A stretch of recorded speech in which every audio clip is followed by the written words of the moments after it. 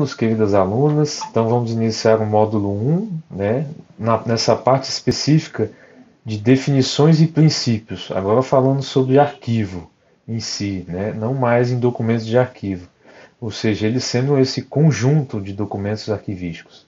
Então vamos seguindo adiante. O que é um arquivo? Acabei de dizer, né?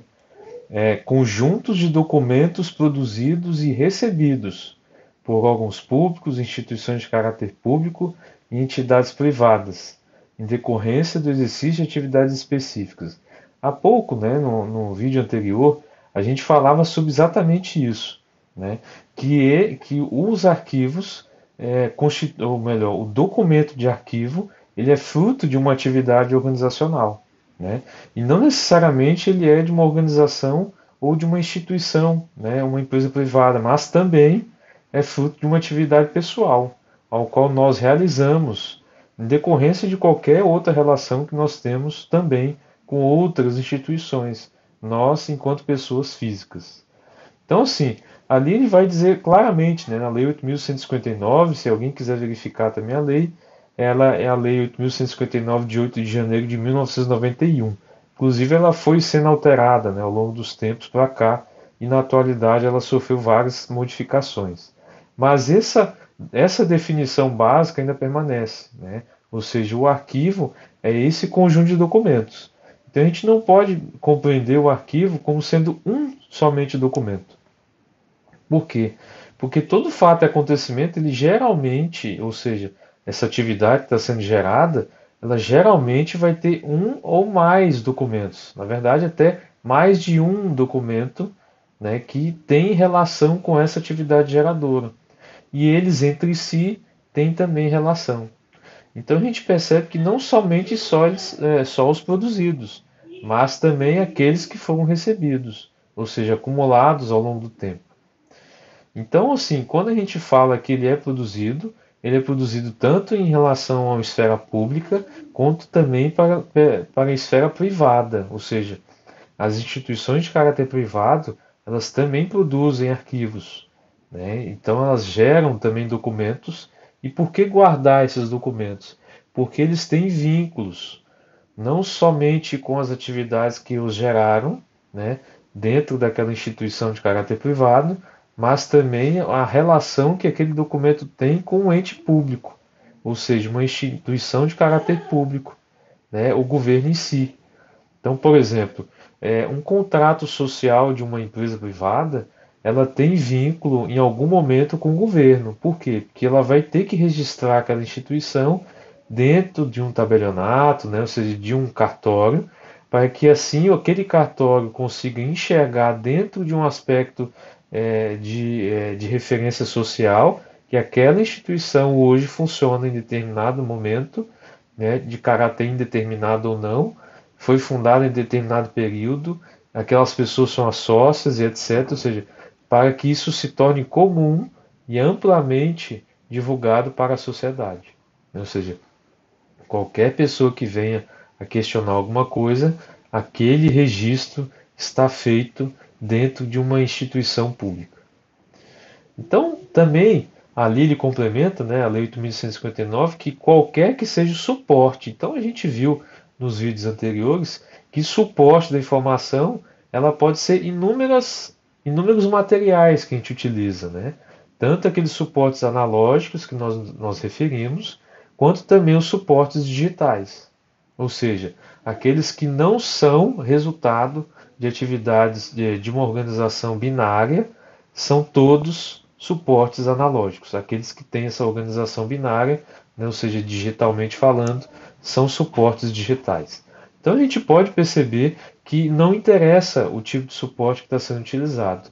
O que vai mais nos interessar é que se aquele documento foi fruto de uma atividade organizacional. Se ele não é, se ele é fruto de uma atividade que eu desenvolvi, não necessariamente em decorrência de alguma atividade específica, mas que foi fruto de uma atividade de pesquisa, uma atividade científica, de alguma reflexão que eu queira realizar, né? Algo que eu posso produzir a qualquer tempo. E isso a gente pode dizer que é um documento bibliográfico, por exemplo. não é um documento de arquivo. Mais adiante a gente vai perceber claramente essas diferenças. Então, antes da gente entrar necessariamente nessa reflexão sobre arquivo, né, ou seja, já definindo o que ele é importante a gente saber que ele é fruto de uma disciplina, né? Essa disciplina se chama arquivologia e ela vai estudar exatamente essas funções que o arquivo tem. E também os princípios e as técnicas, né, que a gente precisa observar ao longo desse ciclo de vida do documento. Desde o que nós chamamos de produção, a sua organização, a sua guarda, a sua preservação e a utilização dos arquivos. Que aí, por assim dizer, está o maior foco nosso e nos principais objetivos, né, da arquivologia, que é dar acesso. Dentro desses princípios arquivísticos, nós temos um que nós já referimos em um vídeo anterior, que é o da proveniência e do respeito aos fundos. Então vamos rever rapidamente, né, o que seja isso. O princípio da proveniência está relacionado com onde aquele documento foi produzido, ou seja, por qual instituição foi produzido. Ali eu não posso mais misturar aquele acervo com de outra instituição, ou seja, com de outro fundo de arquivo que tem suas características diferentes e também finalidades distintas em relação àquela instituição anterior. Então não posso misturar em decorrência do que? A gente não conseguir compreender, né, a estrutura de organização e os vínculos orgânicos que aqueles documentos tiveram em decorrência das suas atividades geradoras. Então, nós também falamos sobre o princípio da ordem original, que para alguns autores não vai ser considerado um dos princípios, mas nós vamos trazer ele como princípio, sendo porque ele é uma grande característica, né, que engloba com muita efetividade, dentro do contexto arquivístico, né, a questão da originalidade. Ou seja, qualquer documento de arquivo ele é fruto de uma disposição orgânica, né? Ou seja, a gente precisa manter ele dentro dessas relações orgânicas no contexto das atividades que o geraram. Então, em relação à classificação dos arquivos, agora vamos começar a entrar dentro de um tópico que é bem interessante, para a gente trazer um pouco da Marilena Leite Paz, que ela traz o seguinte, que os arquivos são classificados em relação ao quê? As entidades que os mantêm, os estágios de evolução desses arquivos, a extensão da atuação deles e a natureza dos documentos. Segundo as entidades mantenedoras, por exemplo, nós temos as relações, os arquivos públicos, os arquivos institucionais, os arquivos comerciais e os arquivos familiares ou pessoais. Então, dentro dessa percepção do público, nós temos as esferas de atuação, né? Federal, estadual, municipal e distrital. E também nós podemos ter essas dentro dos poderes, ou seja, nós dentro da percepção de arquivo público, nós temos o arquivo do judiciário, os arquivos do judiciário, os arquivos do legislativo e os arquivos do executivo, né? Ambos, todos eles com suas autonomias e diferenciações e peculiaridades. E inclusive considerando essas esferas de atuação. Então nós temos, por exemplo, o arquivo do Poder Judiciário Federal, o arquivo do Poder Judiciário Estadual, o arquivo do Poder Judiciário Municipal e o arquivo do Poder Judiciário Distrital, e assim sucessivamente. Os institucionais, que Marilena Leite Paz compreende como sendo o quê? Os arquivos que são resultantes de atividades educacionais, das igrejas, de corporações não lucrativas ou de associações, sociedades sem fins lucrativos, as sociedades que têm fins lucrativos e as associações com fins lucrativos, e assim a gente pode ter uma infinidade, né, de variações nesse sentido. Ou seja, tudo que não é público vai cair nessa perspectiva institucional. As comerciais, que são puramente comerciais, são as firmas, corporações, companhias e etc., né, as empresas privadas como um todo. E as familiares ou pessoais, aí essa perspectiva mais voltada para a família, né? Inclusive nós temos vários arquivos que são arquivos pessoais de pessoas com renomes, né? Ou seja, que tiver alguma atuação dentro do aspecto social e que são consideradas pessoas que têm algum nível de importância para a sociedade.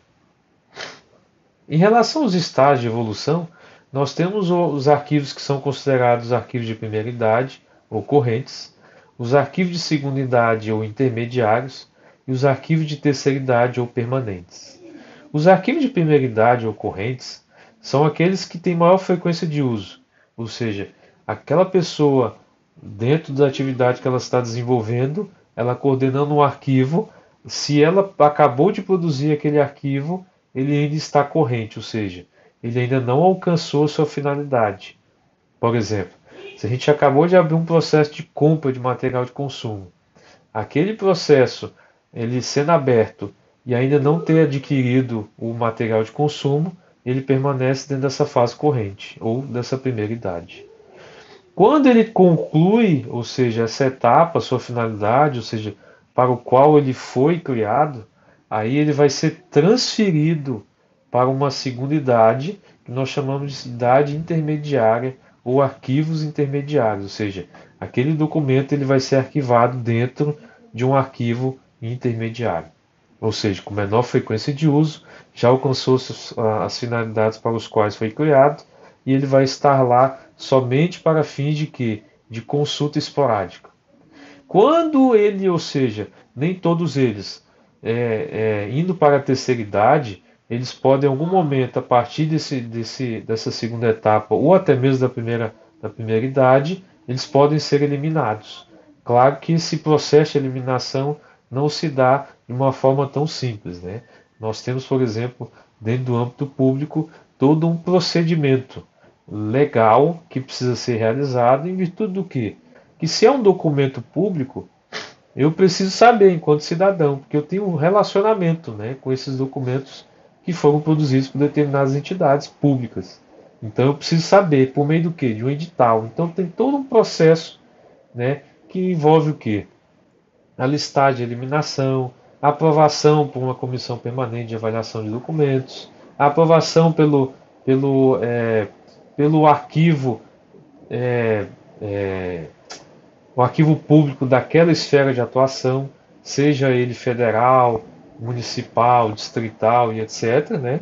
Ou seja, vai ter que ser aprovado por aquele arquivo público daquela esfera de atuação que o órgão tem vinculação, e assim ele sendo aprovado, vai voltar novamente para a instituição, e a instituição vai ter que elaborar um edital de ciência de eliminação, comunicar à sociedade por meio do Diário Oficial da União ou o Diário Oficial municipal, para que assim a gente tenha um prazo de até 45 dias para alguém contestar alguma coisa e assim a gente faz o descarte, que não se dá por efeitos de incineração, tá, gente? Então é muito importante a gente relembrar isso. Ele não vai ser eliminado por meio de incineração. Ele vai ser eliminado por meio do quê? De reciclagem ou de trituração. Então são dois mecanismos de eliminação de documentos. Então, retomando, nós estamos saindo da primeira idade. Se aquele documento não tem mais valor para a instituição, dentro de um processo avaliativo que é decorrente, que mais adiante nós vamos falar um pouco sobre isso, se foi considerado, avaliado como eliminável, ele vai passar por todo esse processo, sendo que ele tenha sido produzido por uma atividade pública. Se for para uma empresa privada, o processo é diferente. Então, a gente não precisa dar ciência à sociedade sobre esse processo eliminativo, mas que precisa previamente ser autorizado pela direção da instituição, né? E aí, passando, se caso ele não for eliminado, ele vai ser transferido para o arquivo intermediário, ele permanece no circuito, né, nesse ciclo de vida. Se passando o arquivo intermediário ele ainda permanece e ele não pode ser eliminado, aí ele vai para uma fase permanente. E não quer dizer também que todos os documentos passam por todas as idades. Alguns deles já nascem com a característica permanente, ou seja, estatuto da instituição, uma resolução já nasce permanente, uma portaria já nasce permanente, um contrato social. Então são documentos que já nascem permanentes porque já estão dentro de uma característica que é muito peculiar aos arquivos permanentes, que é de um vínculo com a história da instituição. Então, se aquele documento tem um vínculo com a história institucional, ele vai ser recolhido. Então, ou seja, o processo que é de passagem para ou melhor, de entrada para a guarda permanente, nós chamamos de recolhimento. Então é bom a gente gravar esse termo, que esse termo é importante a gente saber. Mais adiante a gente vai relembrar sobre ele. Então, arquivos de terceira idade ou permanentes são aqueles que têm uma característica é, de, é, de uma preocupação em relação à história da instituição. Então ali está todos aqueles documentos que vão refletir o contexto histórico dela. Não somente esses, mas também qualquer outro documento que seja necessário guardar para efeitos de prova, né, ou de testemunho. Então, em relação à extensão de sua atuação, os arquivos podem ser considerados como arquivos setoriais, né, que são arquivos mais descentralizados, eles estão mais próximos da unidade produtora, e ali também a gente pode desenvolver atividades de organização de documentos, né, que são atividades específicas desse trabalho de arquivo setorial. E os arquivos gerais ou centrais, ali permanecem aqueles acervos, em sua maioria, considerados em fase de intermediária ou segunda idade ou terceira idade, arquivos permanentes. Então, assim, dentro de um arquivo geral, que geralmente ele fica, nessa perspectiva, ele fica mais afastado da unidade produtora, em virtude do volume, que é muito maior, né? E assim a gente precisa ter também atividades técnicas sendo desenvolvidas por lá, né, para garantir que algumas características dos documentos sejam mantidas, principalmente porque ele tem, em sua maioria, um prazo de temporalidade maior, então ele precisa inclusive ter uma estrutura de acondicionamento e de armazenamento de arquivo com algumas condições mais especiais de preservação e de conservação. Isso a gente vai ver na disciplina de preservação. E aí a gente tendo essas condições, a gente permite que o arquivo fique por mais tempo, né, sendo preservado. Então ele precisa necessariamente estar dentro de um local mais adequado, conforme o seu formato e a forma documental e as suas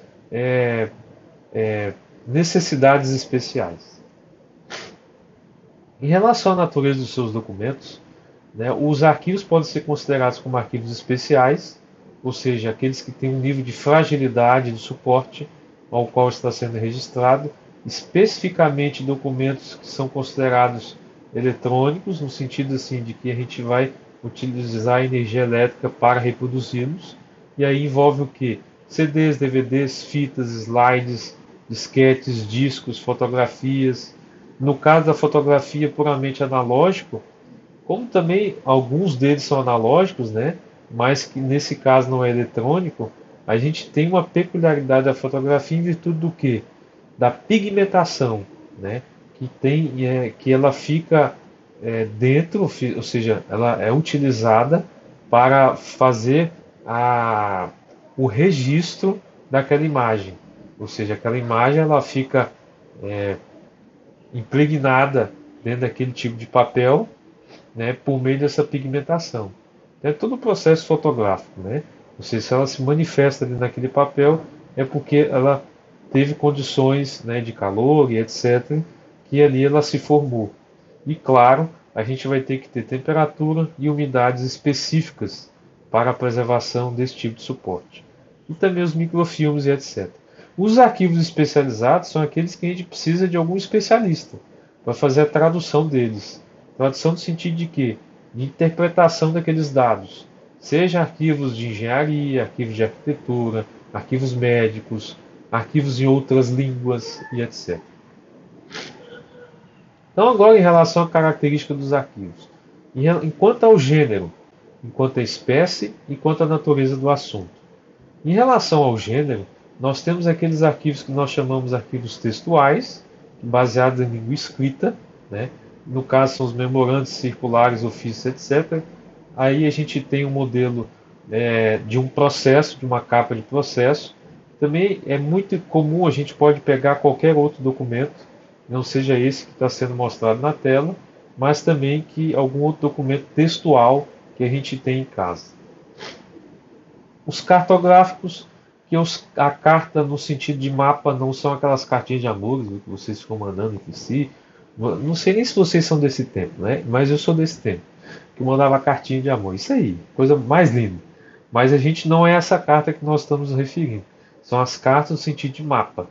Plantas, atlas, maquetes, etc. Ou seja, tudo isso que tem uma representação gráfica, a gente pode dizer que são considerados como cartográficos. Os iconográficos, agora no sentido de imagem, né? São figuras e imagens estáticas, não em movimento. Porque se for em movimento, nós temos o que? Os filmográficos, que são constituídos por alguma imagem em movimento. Não necessariamente tenha vínculo com o som. Então isso é muito importante a gente relembrar. E os sonoros, que são exclusivamente sonoros, ou seja, só com reprodução de áudio. Os micrográficos, que é essa micro reprodução de imagem, que ela só pode ser visualizada com base em um equipamento, né, que geralmente são os esses equipamentos de microfilmagem que fazem a leitura, né, e que também fazem essa micrografia. E também existem os híbridos, então assim, existe uma infinidade desse tipo de equipamentos. E os digitais que nós já falamos, né? Inclusive tem os suportes digitais que são produtos produzidos, tratados e armazenados em computador. Então, em relação à espécie documental, né? Isso é muito importante a gente parar um pouquinho para refletir sobre isso. Nós falamos em alguns vídeos anteriores que a espécie documental ela é a forma como o documento se apresenta. Então, a ata, por exemplo, ela tem uma forma de se apresentar. Né? A gente repara que ela, sendo esse relato escrito, né, da reunião, ela tem um parágrafo específico, né, ele é todo texto corrido, os parágrafos são numerados no canto esquerdo, depois tem a relação de assinaturas, a carta tem uma forma de se apresentar diferente da certidão, por exemplo, como também no memorando e ofício. Então, o que é isso? É como os documentos são representados ali dentro daquele, ou as informações como elas são representadas dentro daquele documento, né? Então se vai ter campo de assinatura embaixo, se vai ter a data em cima, se vai ter a data embaixo, tudo isso é como esses metadados que a gente chama, né? Ou seja, esses campos de informação que mais tarde serão preenchidos quando elaborarem os documentos, eles têm disposições diferentes dentro do texto. E isso de uma certa forma, vai manifestar aquele meio, aquele formato de comunicação que a gente vai escolher, né, para fazer esse registro.